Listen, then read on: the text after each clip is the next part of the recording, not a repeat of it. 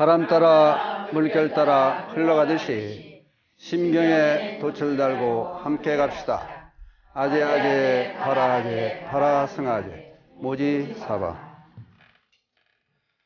불자 여러분 안녕하셨습니까? 안녕하세요.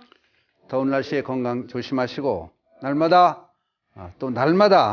좋은 날 되시기를 먼저 기원드리겠습니다. 이제 시작하기 전에 여러분께 간단히 안내 말씀드릴 것은, 저도 스님 입장에서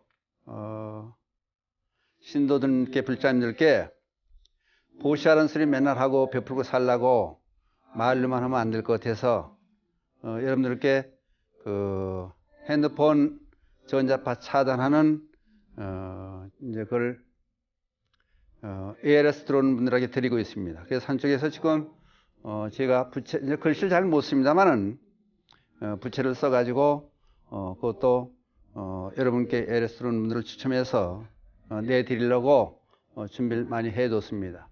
이렇게 하는 모든 이유들은 이제 몇 사람이 혼자 하는 방송이 아니고, 우리 텔레비전 방송이 세계 유일의 BTN 텔레비전 방송이 그 영향력이 대단한데, 그렇다면은 서로 힘을 내고 잘 움직여줘야 되는데 또 그렇지 못한 면들이 또 있더라고요. 그게 뭐냐 하면은 경제적인 문제인데, 그렇다고 보면은 여러분들께서 물론 요즘 어려운 시기인 건 잘 압니다만은 우선 ARS를 한 번씩 해주셔서 동참하고 함께 갖고 가는 그런 방송이 됐으면 하는 뜻에서 시작하기 전에 ARS 먼저 말씀을 드렸습니다.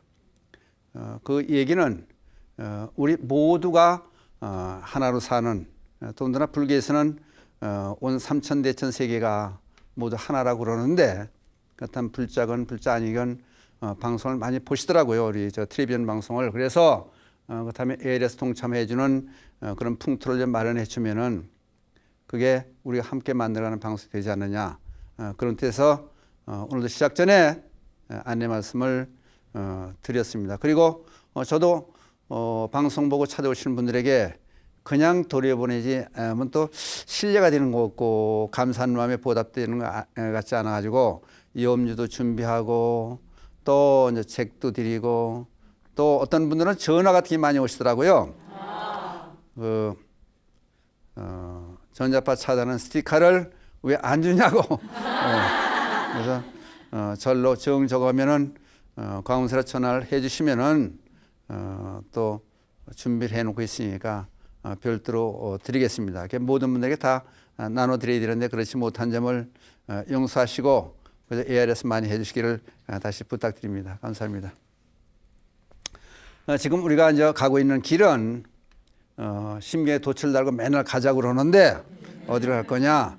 편안한 삶, 잘 사는 즐거운 삶으로 가는 길인데, 그렇다면은 이제 이 얘기, 저에게 경전에 있는 얘기, 세상에 있는 얘기들을 불교와 같이 연관되는 얘기들을 이제 해가면서 여러분들에게 저는 될 수 있는 대로 좀 자신감을 줬으면 해서, 그래서 우리 일상생활에서 하고 있는 보살님들의 얘기를 많이 인용하려고 애를 쓰고 있습니다.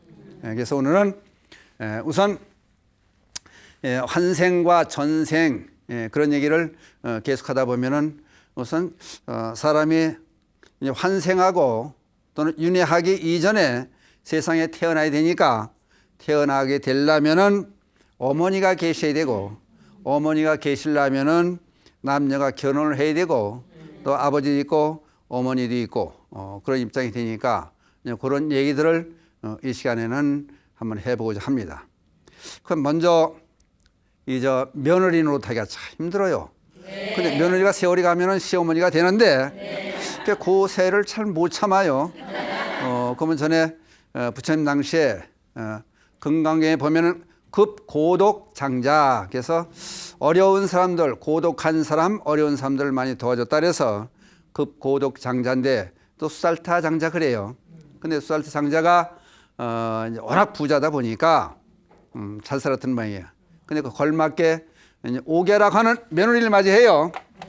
근데 이제 오기야. 이름이, 며느리 이름이 오기야예요, 오기야. 오기야. 수살타 장자가 얼마큼 부자였느냐 하면 여러분들 아시겠지만은, 부처님께 기원영사를 지어드려요. 지어드리는데, 이제, 왕자 가지고 있는 땅을 사가지고, 방이 뭐 2,500개에다, 누각이 700개에다가, 강당이 뭐 50개에다가, 어마어마한, 그런 큰 기원영사를 지어 바쳐요, 부처님께. 그런데 그 땅을 살 과정에서 황금을 마차로 실어다 땅에 깔아요. 그 정도로 그 땅을 사는 거예요. 그 정도 부자면 대단하겠죠? 근데 오기야의 친정은 그보다 더해요. 대단한 부자예요. 근데 며느리로 온 거예요. 근데 어떤 부자라고 해서 그런지 또 콧대가 높아가지고 콧대가 이마 위에 붙어가지고, 부처님 오셨는데 나와보지도 않는 거예요. 수살타 장자에 부처님이 오셨는데, 나와서 이제 그 시아버지는 수살타 장자가, 얘야, 부처님은 나와서 인사라도 하고 그래라. 그랬더니 안 나오는 거예요. 그래서 부처님이, 가르침을 주시기 위해서 경전에 나오는 거 보면은 저쪽 안에 이제 방에 앉았는데, 유리처럼 투명하게 보이게끔 신통력을 발휘해서 그런 신통력 보이셨대. 그것도 안에 앉는 게 처음 다 보이니까, 원룸 모양 다 전부 보이니까 홀수 나서 인사를 드리는 거요. 그러니까 이제 부처님께서 법문을 해 드려요. 그러면 이제 며느리면서 아내 아니에요, 한 집안에. 예? 그러니까 아내 있어서 아내는 아니겠죠. 아내, 이제 부인. 그럼 부인의 부도, 부인이 갈 길이 부도 그래요. 그 옛날에 보면은 유교 사상에 접어들다 보면은 삼종지도 그런 얘기가 나오더라고. 시집가기 전에는 친정 아버지를 따르고, 시집가서는 남편을 따르고, 또 그 이후에는 아들을 따르고, 이제 따라서 복종하는 그런 풍토가 우리 사회 쭉 옛날에 있었어요. 근데 그건 지금 씨알미를 먹지 않죠, 그죠? 제일 잘 나가는 게 며느리 아니에요. 그러니까 그건 안 되는 얘기고, 그렇다 보면은 이제 그러면 아내, 부도에 대해서, 아내가 갈 길에 대해서 부처님께서 설명을 해야 돼요.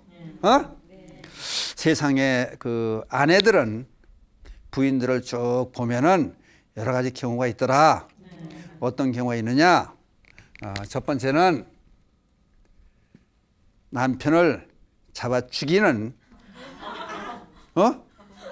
남편을 잡아 죽게 만드는 살인자 같은 그런 아내가 있다.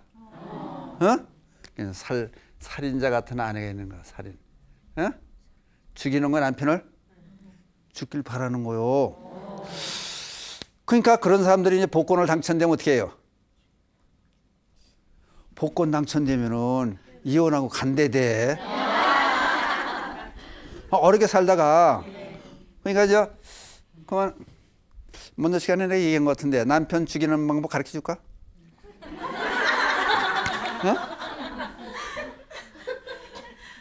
남편 죽이는 방법, 간단한 방법이 있어요. 예, 불교가 에너지, 기 그래. 요새는 기 그래. 기 철학, 기. 화엄사상에서 에너지가 불교에 같이 들어와 있는 것을 적나라하게 밝혀낸 분들이 화엄종 분들이에요, 중국에서. 근데 기에서 보면은 사람 손에서 기가 나가요. 그러면은 여러분들 전에 한번 시범을 보여드린 적이 있어요. 여러분들이 기가 얼마큼 충만하게 나오느냐. 집에서 이제 합장하고, 여러분들 합장할 때 가만히 보면 얘가 빛나는 것 같지만은, 합장을 하면요, 이게 미인되는 방법에 합장하는 방법이 있어요. 그러면 합장해서 손과 손이 이제 견신실 합장 그래요. 손과 손이 마주쳐 가지고 몸 중앙에 대고 손바닥을 눌러 20초 동안 착 누르고 5초 동안 이제 약간 뛰는 거예요. 살짝 놔. 그 다음에 20초 동안 누르고 5초 동안 뛰고. 그렇게 하면은 피부가 고와지고 눈이 맑아지고 미인이 돼요. 왜냐하면 기가 돌아요. 순환이 돼요. 근데 예를 들어서 합장을 기도하다가 손을 이렇게 대고 요만큼 띄어서 한 5cm 정도 띄어놓고 오면은 짜릿짜릿하게 기가 쫙 왔다 갔다 하는 전기 같은 찌릿한 기운이 느껴져요. 이 얘기는 기가 나가는 거예요. 그러면 예를 들어서 음식을 만들 때 콩나물 무치면서도 사랑하는 남편을 위해서 마친다. 좋게 좋은 기운이 나고 맛있게 됐으면 좋겠다. 그리고 하면 좋은 기가 나는데 요 개바세 같은 남편아 주물르면서 그냥 독한 마음으로 하면 독기가 나와요. 그러면 쓴 거 이게. 그러면은 그걸 계속 먹으면은 병이 들어요. 이런 건 연습하면 안 되겠죠? 그러니까 여하튼간에 남편이 죽기를 바라는 그런 아내도 있다. 세상에 있어요. 그렇죠? 네. 알아요? 네. 그 다음에 두 번째, 도둑과 같은 아내가 있다. 도둑 같은 아내가 있다. 그러니까 돈이 남편이 본 걸 받으면은 아내 통장으로 들어간다며 지금 다. 네. 그러면은 식당 같은 데 가보면은 남편은 구내식당으로 3,000원짜리 5,000원 미만 싼 거 먹으려고 돌아다니잖아요. 이런 얘기에서 또 불자님들이 욕할지만 불자는 그런 분들 없겠지. 근데 여자분들은 10,000원짜리 20,000원짜리 그런 데 가보면 낮 시간에 가면 바글바글해요. 남자들이 거리에서 점심시간에 이제 종로거리 같은 데 서울거리 보면요 쭉 모래를 다니다가 잠시 숫자가 떨어져요. 그 이유는 같이 가면서 밥값을 5명이면 내가 내니까 이제 가는 거예요. 그러니까 저거 먹자. 그거 다 다른 거 몰래 가다 보면 사람이 떨어지는 거야. 자꾸 떨어져서 둘이 남아요. 그러면 두 사람 건 낼 형편이 된다 그러면 가는 거예요. 이제. 그래서 떨어지는 거예요. 그러니까 밥값 가지고도 먹는 것도 아끼고 왜냐하면은 부인한테 눈치 봐가면서 돈을 타와야 되니까. 그러니까 그걸 못 쓰는 거예요. 그런데 그런 돈을 모아서 부인들이 딴측을 피는 거예요. 뒷주머니 차고. 그런 이때는 또 이런 부인들이 도둑 같은 부인이 있다. 그리고 요새는 그게 남녀 평등이라 남녀 평등을 해도 안 되는데 연한 평등을 해야지. 그러면 집을 사도 같이 하자. 그리고 이제 결혼해서 살다가 이혼하면 네 건 가져가 내 거 가져가고 갖다가 가져가자 이렇게 가르고 그냥 도둑 같은 그런 부인이 있다. 근데 3,000년 전에 부처님 하신 말씀이에요, 이게. 근데 요즘에도 적용이 되죠? 네. 근데 또 그 다음에 요거는 안 되는 거지. 그죠? 네. 요건 싸가지 없는 거니까 안 되는 거고. 그 다음에 이제 요건 제쳐놓고, 그 다음에 어머니 같은 부인이 있다. 네. 실제 전생의 어머니와 다음 생에 태어나가지고 어머니와 아들이 사는 부부도 있다는 거예요. 이게 있어요. 있다는 거예요. 이조시대 8대 기인 낭구만이라는 사람이 있어요. 그 형제가 이제 그 기인들이라 해서 예언도 하고 별 희한한 현상도 다 봐요. 어디 지나다 결혼식 하는 거 보고 옛날엔 결혼식 하잖아요. 시골에서. 결혼식 하러 깎아내고 웃고 난리요. 저거 전생에 할머니하고 결혼한다고. 그런 것도 있는 거예요. 그 이제 어머니 같은 아내. 그럼 남편 출근하려면 이리 와봐. 그래 넥타이 매주고 주머니 뒤져보고 용돈이나 따져보고 그 어머니가 아들한테 대듯 그렇게 하는 어머니 같은 아내가 있어요. 많아 이거는. 그 다음에 두 번째 뭐냐면은 누이 같은 부인이 있는 거야. 누이. 물론 손아래도 좋고 손이도 좋고 누나처럼 그렇게 다정다감하게 오니 오빠와 또는 여동생 누나처럼 이렇게 대하는 그런 관계도 있다. 그 다음에 이제 며느리 같은 또 이런 사람도 있대요. 며느리 같은 부인이 있다는 거예요. 남편이 어려워가지고 밥상 갖다 놓고 진짜 있어요. 무릎 꿇고 앉아가지고 드시라 그러고 요즘 저는 있어요. 이쪽에서 물 그러면 예, 알았습니다. 다시 가서 해다 놓고 그렇게 사는 사람들이 있어요. 며느리 같은 아내. 근데 이제 이걸 자꾸 얘기하면서 요새 시대에 맞지 않는 것 같지만은 이걸 종합해 보면은 나는 어떻게 사느냐 하는 문제가 나와져요. 그 다음에 네 번째 더 기가 막힌 것은 종 아래 종? 땡땡 치는 종이 아니라 하인 같은 그래도 며느리는 여기다 대면 격이 있죠 또. 근데 하인 같은 종 같은 부인도 있다는 거예요. 오막 시키잖아요. 물 따라 제트리 비오라라고. 예 그러고 말하면 꼭 자기는 반말 해가면서 부인이 뭐라면 말투가 그게 뭐냐고 그냥 잘하라고 소리 지르고 억압하고 그렇게 지내는 그렇게 사는 부인도 있어요. 그런가 하면은 또 친구 같은 부인도 있어요. 친구 같은 부인. 그러니까 부부가 앉아가지고 같이 바둑 두고 같이 등산 가고 같이 낚시 가고 같이 즐기는 거예요. 친구처럼 지내는 거예요.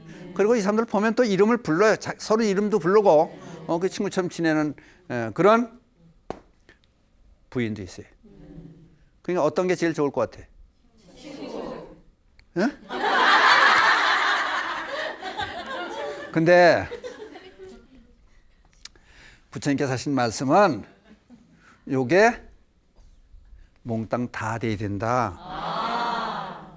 때로는 자식을 대하듯이 남편을 사랑으로 대해주고 또 누이나 여동생처럼 친근하게 대해주고 때로는 존경도 해주고 며느리가 하듯이 종이 하듯이 받들어 모시는 그런 모습도 보여주고 때로는 친구처럼 대해주고. 근데 시아버지 시어머니 같이 계신데 아까 친구라고 그랬죠? 친구처럼 이리 와봐 그리고 부르고 이름 부르고 그러면은 뭐라 그래요? 아니 저게 무슨 며느리냐고요? 싸가지 없다 그러고 난리 나잖아. 그러니까 때로는 어머니처럼 때로는 누이처럼 며느리처럼 종처럼 하이처럼 친구처럼 이렇게 둥글둥글 같이 대할 수 있는 그런 며느리, 그런 아내. 그게 사랑받는 아내다. 그 대신에 살인자 같은 부인, 도둑 같은 부인은 되면 안 된다. 그 얘기를 여기서 나오는 요게 요 얘기를 7가지 아내 유형을 쭉 얘기를 해요. 그래서 이게 이제 대개 불교가요. 옛날 3000년 전에 남녀 평등에 가깝게 갔다는 얘기는 여자 이름을 따가지고 옥야경 그래요. 그러니까 이런 이름을 딴 옥야경이라는 경전에 나오는 얘기를 소개해 드린 거예요, 이게. 그러면 여기는 보살들만 계시니까 야, 이건 너무하다. 이제 그런 또 생각도 들 수도 있어요. 근데 여기 보면 남편들한테 어떤 얘기를 해놨냐면은 남자분도 남편한테 기가 막혀요. 남편한테 하는 얘기는 아내를 신처럼 받들어 모시라. 그러니까 어떤 사람은 그래요. 아니 신처럼 받들어진 게 고무신처럼 또 구두처럼 받들어 모시는 게 아니라 진짜 신처럼 받들어 모시라는 거야. 대단하죠? 네. 그리고 돈이 벌리면은 전부 아내한테 갖다 줘라. 여자가 좋아하는 것은 화장품이요. 좋아하는 것은 시장하는 목걸이, 귀걸이, 반지, 장식품, 보석 좋아한다. 그거를 돈 버는 대로 자꾸 갖다 줘라. 그러면 어떻게 되냐? 그래야 재산이 모여지고 그 집안이 풍요롭게 잘 살 수 있는 집안이 된다. 여자들이 원하는 것은 의지하는 것은 자식이고 또 도움을 받고 같이 더불어 살 수 있는 것은 남편이니까 이 관계를 잘 유지하라는 얘기가 오행이 나와요. 그러면 아니 3000년 전에 부처님께서 이런 말씀 해놓을 때는 대단한 거예요. 그렇죠? 네. 그러니까 이제 보살님들은 남편한테 이런 얘기 갖다 해주는 건 괜찮아요. 그렇죠? 네. 예, 부처님께서 하신 말씀에 아내를 그러니까 옛날에 그러니까 각 집안에 여기 계신 보살님들 그 집안의 주인이 누구예요? 주인이 그 집 주인이 누구예요? 주인 어디 계세요? 그게 잘못됐다는 거예요. 주인이 불교에서는 수처작직을 해. 가는 곳마다 주인으로 해라. 내 자신이 부처가 아니냐. 근데 이제 각 집안의 주인은 아내다 그래요. 옛날 보면은 안주인 계세요. 바깥 양반 안주인 그래요. 그러니까 아내 살림살이는 종을 잡다 놓든지 두루 패든지 대접해든지 그건 전부 부인 몫이에요. 그러니까 밖의 일은 남편이 보는 거고. 근데 상당히 서로 존경하며 사는 그런 입장이 됐었어요. 옛날에는. 그러니까 주인 노세라. 그러니까 보살들이 바로 각 집안의 주인이다. 이런 얘기를 하는데 그러면 이게 이제 왜 이런 현상이 나타나느냐? 어떤 사람들은 그래요. 부부간에 전생에 죽이고 죽은 그런 입장 만날 수도 있다. 또는 도둑과 그러니까 피해자와 또는 도둑과 그런 사이가 부부로 된 사람도 있다.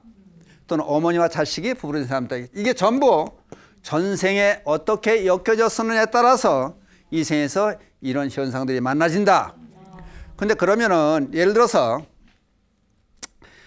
지금 아까 처음에 말씀드릴 때 우선 부부가 있어야 애가 태어나고 세상을 살아서 전생도 있고 내생도 있지 않느냐 그런 얘기를 하는 거예요. 그러면은 이런 사이들이 전생에 이제 세세 생생 살면서 길에서 만날 수가 있겠죠. 네.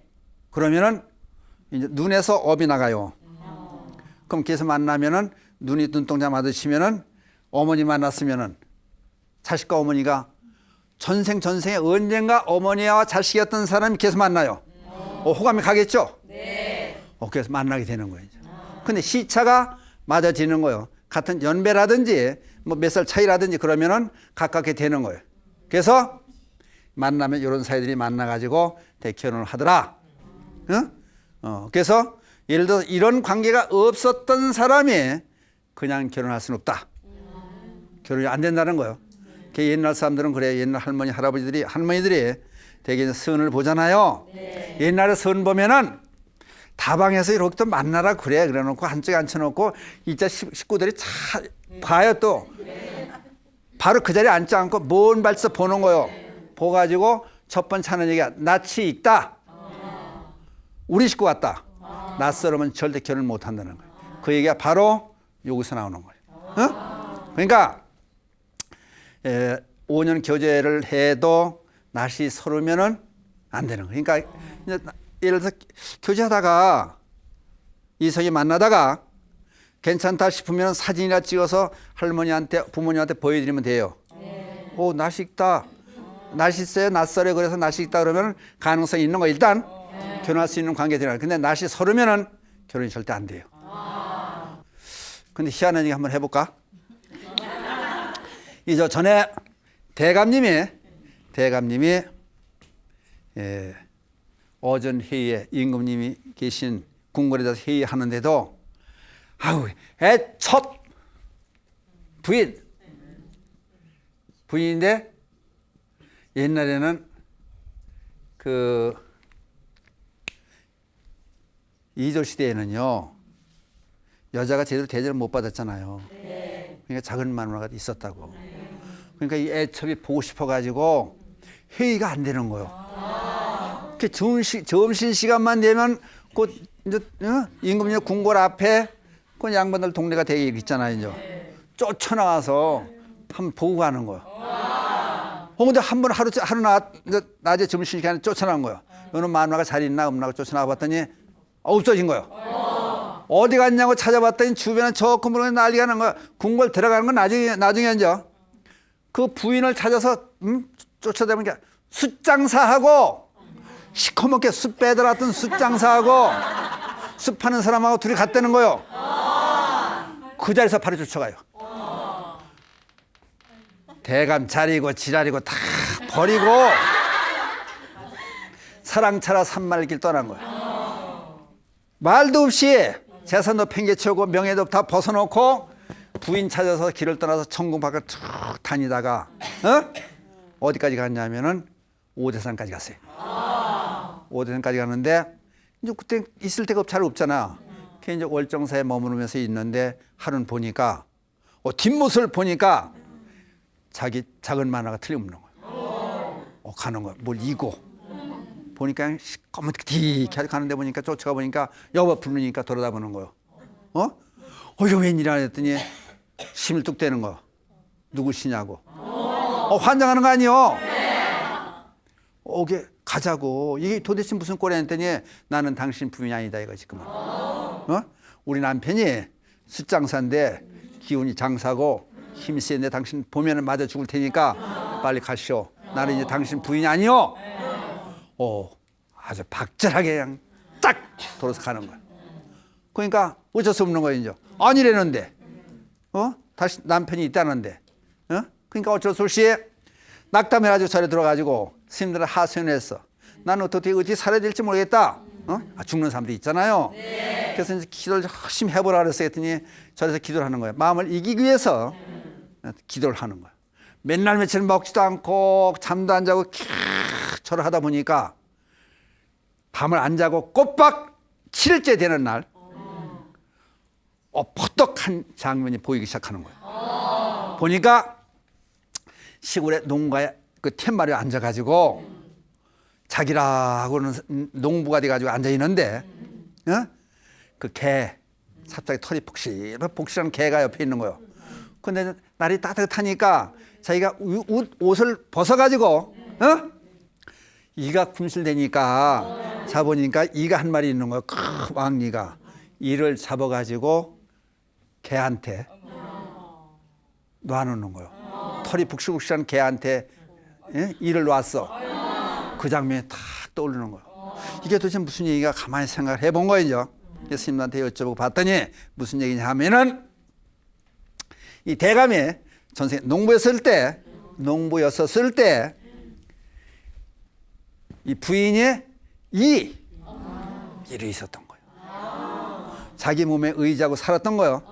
근데 어느 날 군실되고 그러니까 이를 잡아가지고 겨울에 따뜻한 툇마루에 앉아가지고 이를 잡아가지고 개한테 나눈 거예요. 아니 사람 몸에 있다가 털이 복실복실한 개에 들어가니까 얼마나 편안하겠어요. 거기서 지냈던 거예요 전생에.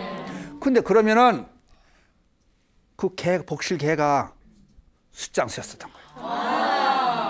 그러니까 전생에 편안히 털 속에서 그렇다고 잡아 죽이는 것도 없잖아요. 옛날에 이가 많을 때 우리 어렸을 때 보면요 화르에다 이렇게 이제 이가 설 기어다니까 이를 잡아서 화를 나면 턱턱 터지는 소리 나고. 아니 군대에서 저 군대 생활 때 이 잡는 시간까지 줬어요. 그런 관계였었던 거예요. 그러니까 부부가 만나는 관계가 이게 기가 막힌 관계가 있는 거예요. 그러니까 아무리 잘해줘도 마음 편치 않은 거 아니잖아요. 왜? 둘째 마누라 아니야. 그러니까 대접을 제대로 못 받는 거야. 아무리 돈을 많이 쓰게 해도 마음이 편치 않은 거예요. 근데 그냥 숫을 가지고 이제 배달하러 온 거예요. 지게 짊어지고 시커먼 숫장사가 온 사이에 와서 딱 보는 순간에 전생에 그게 딱 뭔가 모르게 인연이 그렇게 맞아떨어진 걸 안 거예요. 그러니까 무조건 좋으니까 시커멓고 뭐 더럽고 상관없는 거예요. 쫓아가서 거기까지 한양에서 오대산까지 쫓아가서 같이 사는 거예요. 부부관계는 아직까지도 해결 안 된 연구 과정에 있어요. 그러니까 제대로 된 부부는 뭐냐? 그걸 알 길이 없는 거예요. 그래서 그러면은 이런 현상들이 그럼 너희끼리만 하는 얘기냐? 그럴 수 있잖아요. 그렇잖아요. 그럼 불교에서만 하는 얘기 아니야. 뭐 옥양경 갖다 들쳐대고 뭐 설자고 스님 얘기 나고 월장선 얘기 나오니까 그래서 자료를 또 하나 뽑아봤어 내가. 그러면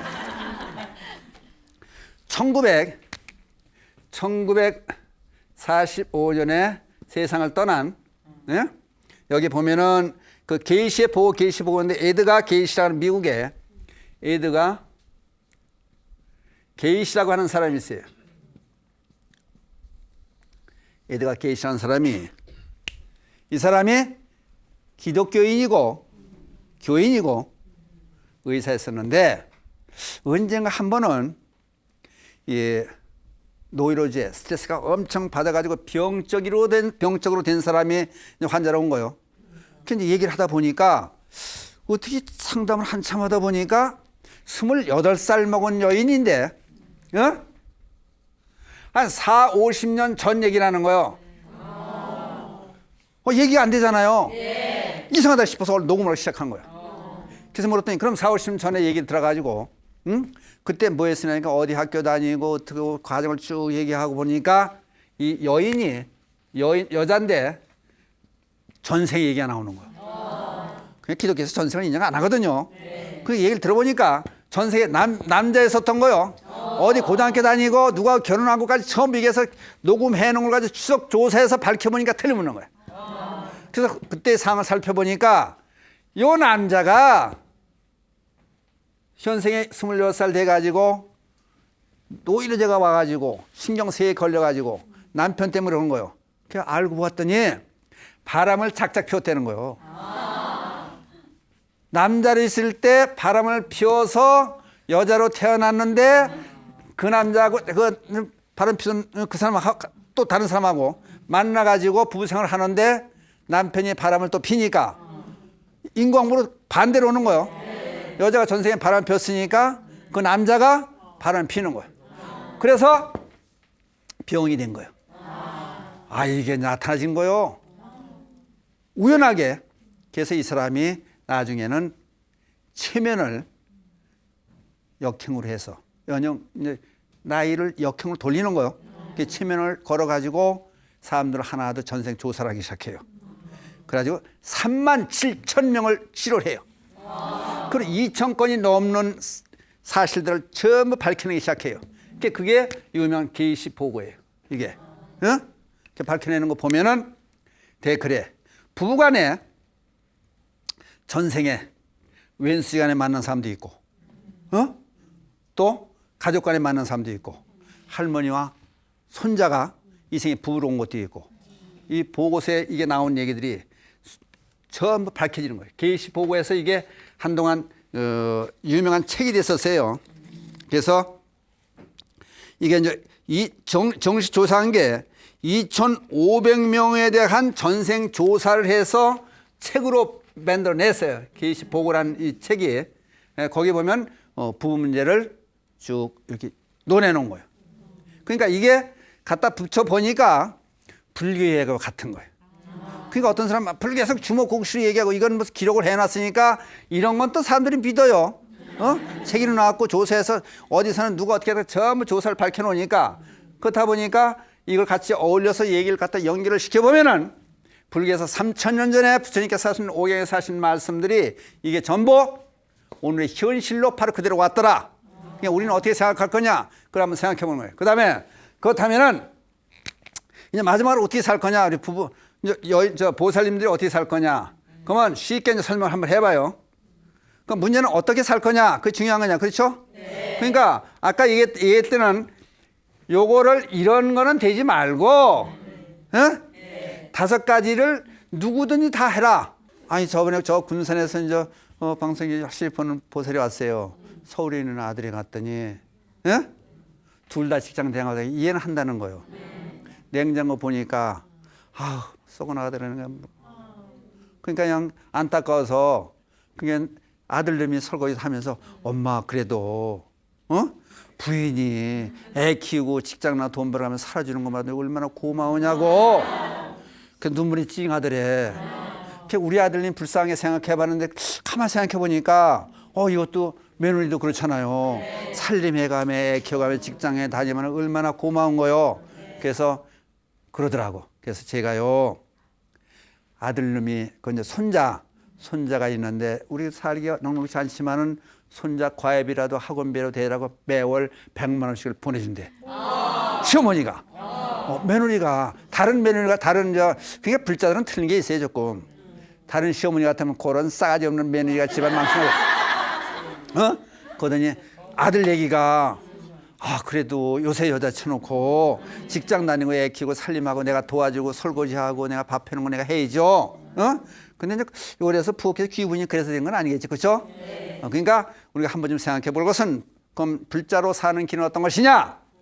밖에서는 귀분처럼 당당하게 보살처럼 생각하고 부엌에서는 살림 따져보고 어쩌고 살림을 잘 살 수 있는 경제 어렵다니 그렇게 살고 그다음에 남편을 이것저것 따지지 않고 사랑할 수 있게끔 거기 잘 만들어주는, 이거 괜찮을 것 같죠, 이거? 네. 그렇다고 여자 비하시키는 건 아니에요. 그렇죠? 네. 그러니까 다시 이제 마지막 결론을 얘기하면은 이렇게 옥야경에서는 이런 말씀을 해놓고 있다. 그러니까 때로는 어머니처럼 남편을 사랑으로 자애스러운 어머니처럼 대해주기도 하고, 오누이처럼 또 대해주고, 며느리처럼 존경하고, 애출해서 다른 데 가서 잘 때 자꾸 무시해버리고 그러면 안 되잖아요. 네. 그리고 종처럼 또는 친구처럼 이렇게 5가지가 같이 어우러질 수 있는 그런 불자님들이 이렇게 한다면은 세상에 최고 칭찬받는 며느리가 될 거 아니냐.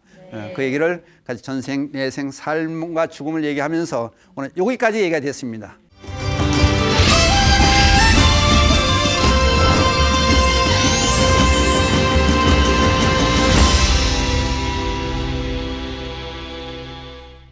네, 저는 살면서 다른 사람의 눈치를 많이 보는 편이거든요. 네. 나이가 들면서 좀 더 초라해지는 것 같고, 그 다른 사람이 저를 어떻게 생각할까 그런 걸 생각을 많이 합니다. 네. 제 삶은 제 인생 제가 주인공이라고 하는데 네. 다른 사람의 시선을 많이 신경을 쓰면서 그거에 대해서 좀 한심하기도 하고 그런데 그런 걸 어떻게 하면 좋을까요? 저한테 가르쳐 줘봐요. 근데 보살님이 몇 남매예요? 남매고 저 외동딸입니다. 느끼는 게 있어요? 여러분들 느끼는 거 있어요? 그게 곱게 자라니까 근데 공주병은 없는 것 같은데. 응? 그러니까 왜 이런 얘기를 하냐면은 자랄 때 과정이 상당히 중요해요. 그럼 다른 분들은 저 나이 때 되면 옛날에는 그저 아침 먹고 낳고 점심 먹고 낳고 막 나가지고 10남매, 우리 큰집은 10남매예요. 그 10남매도 있고 형제들이 5, 6은 보통이거든요. 그러니까 그렇게 자라오면서 서로 싸우고 화해하고 세상 사는 걸 배웠거든요. 그러니까 요 형한테 댐벼들 딴 얻어 터지는 거요. 또 요 누나한테 했다가는 불이익이 오는 거요. 요 동생은 만만한 거. 그러니까 요거 뺏고 저쪽에서 뺏기고 그게 이제 세상 살아가는 축소판으로 가정에서 생활해 왔거든요. 근데 옛날에 이제 귀한 집 애동딸로 자랐으니 딸 하나를 자랐으니까 귀염을 독차지해 지냈으니까 그러니까 지금 이제 언뜻 보니까 얘기하는 중에 가만히 있으면 괜찮은데 걔한테 눈을 깜빡깜빡해요. 이게 머리에서 계산이 돼가는 거예요. 그러니까 이게 이제 스트레스를 받고 불이익을 당한 그런 사회에서 있는 게 많은 거예요. 그러니까 자기를 대접해 줘야 되는데 세상이 그렇지 않잖아요. 그건 네 사정이고 네 집에서 애동딸로 지는 건 네 사정이요. 다른 사람 관계 없는 거 아니에요. 그렇죠? 그러니까 나를 내려놓을 수 있어야 되는 거예요. 그 옛날에 그렇잖아요. 옛날에 황송아지 황금으로 금송아지 집이 있으면 무슨 소용이 있냐고요. 현재가 중요하지. 그러니까 이제 그게 문제가 되는 게 그러면은 그럼 애들은 몇 도세요 이제? 아들 둘. 아들 둘. 네. 그러면은 요새 사람들이 그렇게 지내더라고요. 애들이 이제 하나 둘이면은 친구들 시간에 다른 집 애들하고 아들하고 의형제를 맺어줘요. 그 절에도 같이 오고 4, 5명 같이 어울리게 만들어 오고 그러면 나이가 똑같지는 않거든요. 밑에 있고 위도 있고 그래요. 그래서 자꾸 어울리게 만들어줘야 돼요. 그러면은 내가 지금 세상을 살다 보니까 다른 사람들 어울리지 못하고 대접받고 살다가 세상이 그렇지 않으니까 각박한 세상에 그러면은 애들은 어떻게 해줘야 되겠느냐 그런 것도 생각해 봐야 돼요. 그러니까 보살이라고 하는 사람들은 불자라고 하는 사람은 내 입장을 떠나서 내 애들 입장도 나 똑같은 길을 걷지 않게 만들어 주겠다. 그러면 내 방법이 나와요. 어떤 방법이 나오냐면은 다른 사람들을 보살들은 특히 그렇더라고. 나이가 하나만 많아도 언니처럼 취급해야 돼. 아니 나이가 하나 적으면 저 밑에 동생처럼 아주 그냥 무시해버리는 거야. 그러니까 언니 동생을 많이 만들고 친구 사회활동을 많이 봉사활동 많이 하고 이렇게 움직여 보면은 그러면 그게 없어지는 거예요. 그러니까 나를 이렇게 내세우는 마음이 뭐예요? 자존심이요. 아만심. 스스로 자체를 스스로 자신을 존경하는 마음. 그거는 안 돼. 남이 존경해 줘야지. 그러니까 문제는 다른 사람을 이렇게 받들어 모시고 나를 낮추는 그리고 아까 늘 그런 말을 해요. 처음 보는 사람은 사귀기 힘든 사람은 오래 만났던 사람처럼 접근해 가는 거예요. 그리고 매일 보는 사람들은 처음 만났던 사람 보면은 그 사람 면목이 보이기 시작해요. 그러니까 보살님은 걱정할 거 하나도 없어요. 그리고 예쁜 얼굴 가지고 그러면은 다른 사람들 잘 대해주고 친절히 대해주고 그러니까 내가 먼저 손을 내밀어야 돼. 다른 사람이 나 접근해 오길 바라지 말아야 돼. 왜? 지금 세상은 다 똑똑하고 모두가 잘난 사람이에요. 그러니까 항상 절하는 마음으로 살고 다른 사람을 위해 보는 사람. 하심, 그게 불교에서 하심, 방하착 그래요.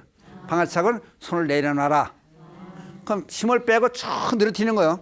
그럼 손에 아무것도 잡을 수가 없는 거예요. 명예, 나이, 경제, 자기 위치 전부 생각할 게 없는 거예요.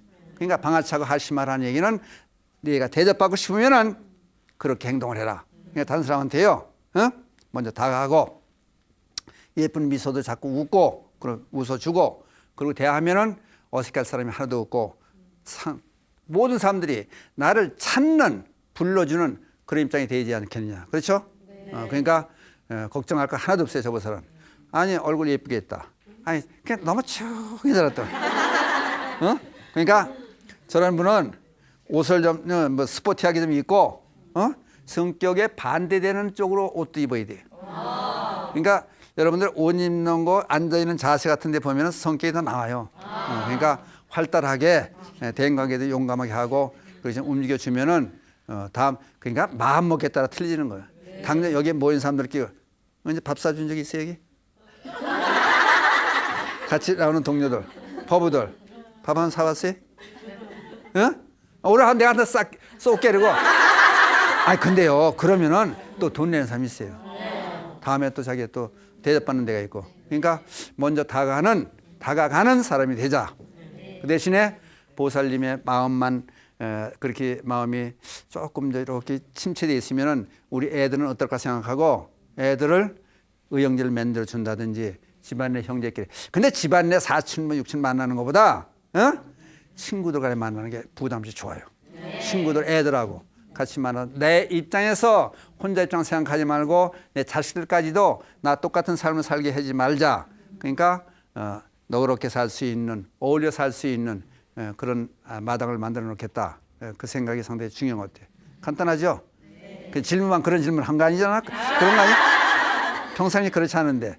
근데 좋은 질문을 하셨으니까 다른 사람도 마찬가지예요. 그러니까 먼저 내가 다가가는 사람이 되자. 그러면 난 대접받는 그런 삶이 될 것이다. 그게 바로 불자들이 사는 방법이다. 하셨습니까? 하셨어요? 네. 감사합니다. 바람 따라 물결 따라 흘러가듯이 심경에 돛을 달고 함께 갑시다. 아제아제 바라아제 바라승아제 모지사바